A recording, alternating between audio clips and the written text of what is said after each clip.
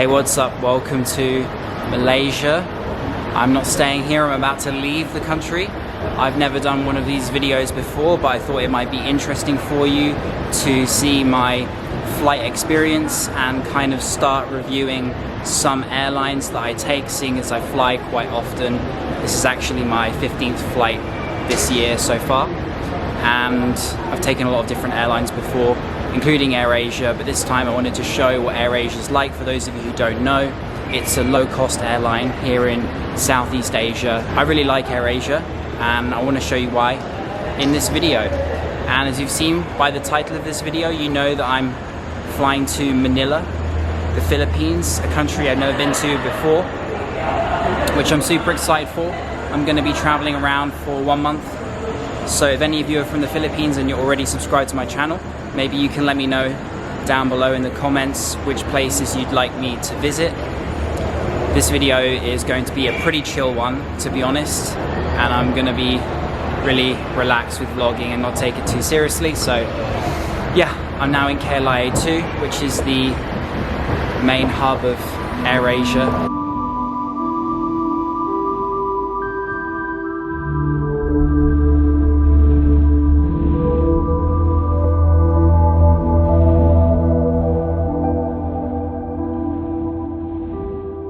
As many of you will know, if you've been following me for a little while, Malaysia is my home base, my second home base after the UK, where my family lives as well.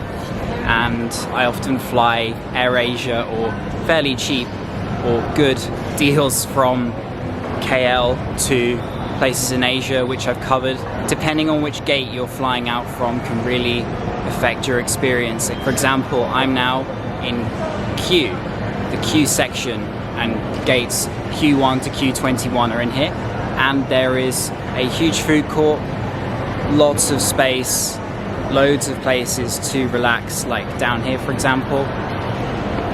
However, recently I took a flight to Singapore with Scoot Airlines. I didn't vlog my trip to Singapore, but I was in the L section. The L section is pretty awful. It has very little space, only 2 or 3 places to choose from for food. There is around 10 gates in L. So if you're in L from KLIA 2, then I recommend that you eat before you go through immigration. But if you're in Q, just drop your bag off, go through, and then relax. So only knowledge of KLIA 2 will actually help your experience. If you don't know, you don't know. You'll end up in L and you'll have a terrible time. I see so many frustrated passengers in the L section of KLIA 2. So yeah, just a heads up. Hopefully, fingers crossed, you'll be in Q. You'll have a much better experience boarding your plane. Large watermelon juice, kosong, which means no sugar, and something I've never tried before, which I thought was kind of interesting. Croissant sandwich, just some cheese and salad in there, but pretty unique. Yeah, I've been craving some sort of Western food for a while. It's been a lot of Malaysian food the last few weeks, where I've been taking a break whilst I've been uploading the Pakistan videos on my channel, and now they're all finished. That's why I'm setting off for my next destination. Just in case you're wondering, how much was my flight from Kuala Lumpur to Manila?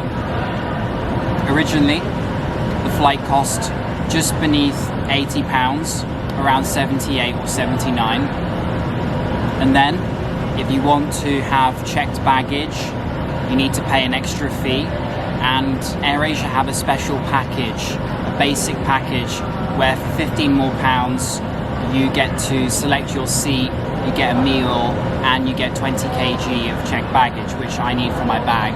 So the extra £15 took the total price to something like 93, one way KL to Manila. So AirAsia, you can fly very affordably to many destinations in Southeast Asia beneath £100, including your checked baggage.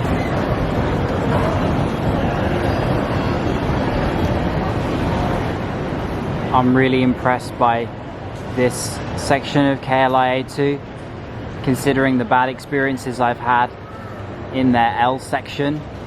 The queue section is incredible, as I said earlier. It reminds me a bit of Singapore Changi Airport, although nothing has quite matched that airport of all the airports I visited before in the past.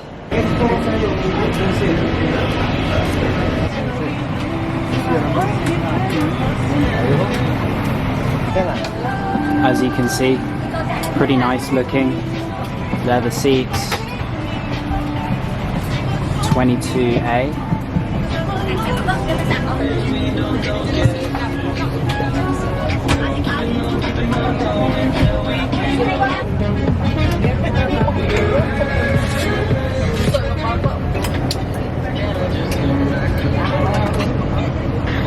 As you can see, I have the window seat.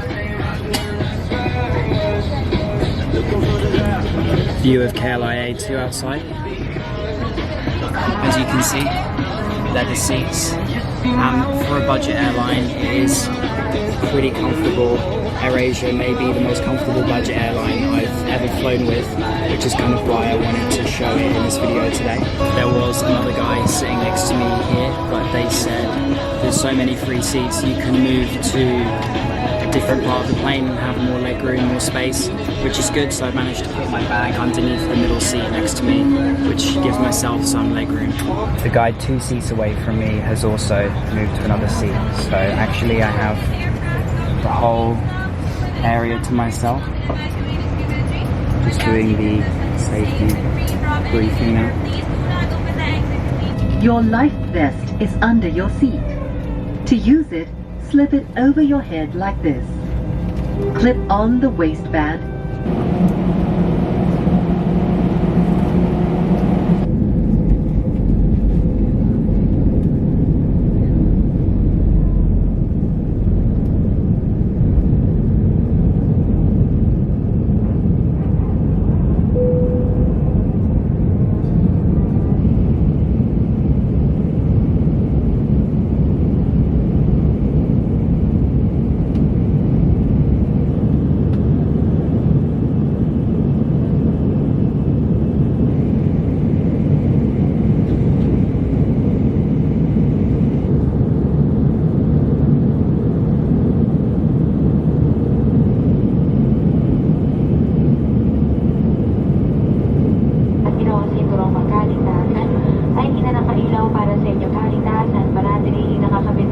Of the rest of our passengers who are not able to pre-book their meals online, we also have available hot meals, price meals for a stay on board.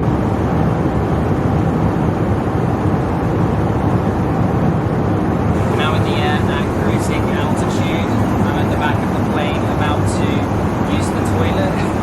Kind of funny to say that, but I am going to show you what the toilet looks like. What you expect, it's pretty basic, but at least it's clean with an air freshener.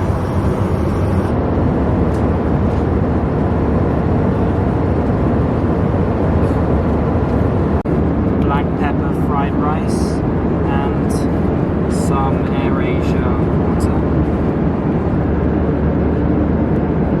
Sorry if the sound's not very good. I don't have a microphone yet attached to this camera. That's going to be my next investment. The food was just okay, average, nothing spectacularly bad, but not great either. I would say if you're getting the basic package, £15 for 20 kg luggage, and you get to select your seat, then the food comes as a part of that. It's worth having a meal on your flight. Otherwise, if you're getting the food just on its own, it's probably not worth it. As I said earlier, AirAsia is my favourite budget airline, and that's mainly because of the comfort. You have a lot of space, and it's quite clean too. It's not cramped, and it doesn't feel like they're trying to strip you of your cash as much as possible. You still feel like a human being in the plane.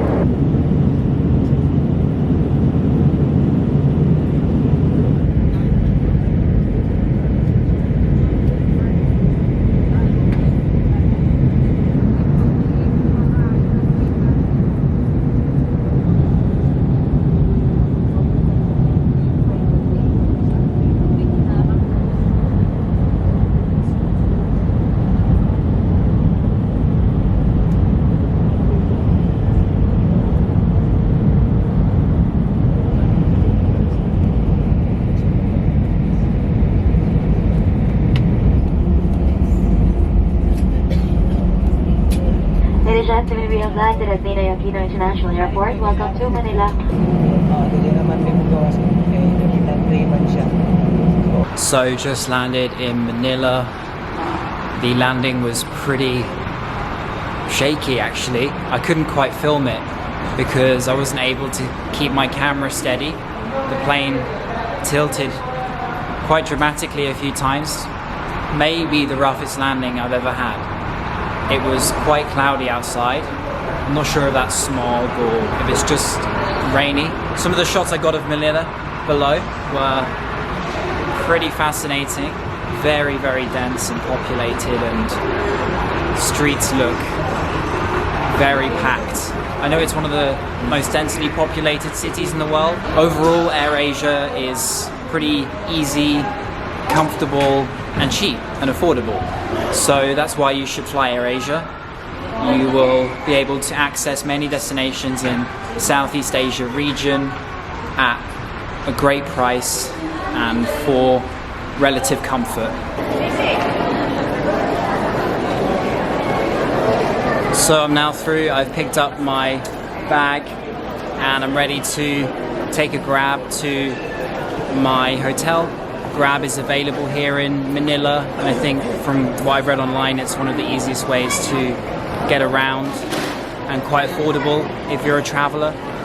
I picked up a SIM card just now from a company called Smart. I paid 1,000 Philippine pesos for 16 gigabytes, 30 days. If that's a bad deal, let me know in the comments below. I'm pretty sure I've been ripped. It's around £15, but at the end of the day, that's a lot of data, and data is what I need for my work, so I don't really care. No hesitation, just buy the data straight away. I'm gonna continue onwards and end the video here. Sorry if it's been real short. I want to film a video called My First Impressions of the Philippines, which will be from this moment onwards. So stay tuned for the next video. It'll be out in a few days' time. And yeah, stay tuned for the Philippines. It's gonna be a fun adventure over the next 30 days, starting here in Manila.